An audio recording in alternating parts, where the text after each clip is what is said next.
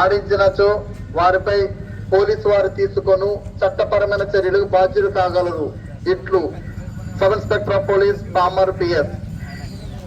కేగంగవరం మండలంలో ఉన్న ప్రజలందరికీ మేము పోలీసు వారు తెలియజేసే హెచ్చరిక ఏంటంటే, సంక్రాంతి పండుగ వచ్చింది కదా అని చెప్పేసి విచ్చలవిడిగా జోదం ఆడినా, గుండాటలాడినా, అలాగే సాంప్రదాయమైన క్రీడలు ప్రోత్సహించడం తప్ప ఈ వాలీబాల్, కబడ్డీ, క్రికెట్ అలాంటి కోడి పందాలు, గుండాటలు, పేకాటలు నిర్వహించి ఎక్కడైనా జాతరల పేరు చెప్పి అసలే ముత్యాలు సందర్శించిన మీ అందరి మీద కూడా చట్టరీత్యా కేసులు పెట్టబడతాయి. మీ అందరూ కూడా మీ బంధువులు చెప్పండి, మీ స్నేహితులు చెప్పండి.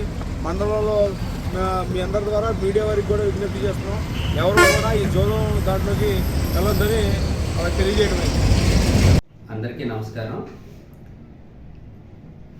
రానున్న భోగి, సంక్రాంతి, కనుమ పండగ సందర్భంగా రామచంద్రపురం ప్రజలందరికీ కూడా రామచంద్రపురం పోలీస్ అట్లాగే కోనసీమ జిల్లా పోలీస్ తరఫున శుభాకాంక్షలు తెలియజేస్తున్నాం.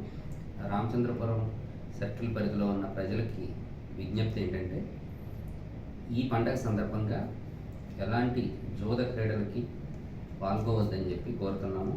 అలాగే ప్రభుత్వం వారు కొన్ని స్వచ్ఛంద సంస్థలు సంక్రాంతి సంబరాలు ఏర్పాటు చేయడం జరిగింది. వాటిలో పాల్పంచుకోవాల్సిందిగా కోరుతున్నాం.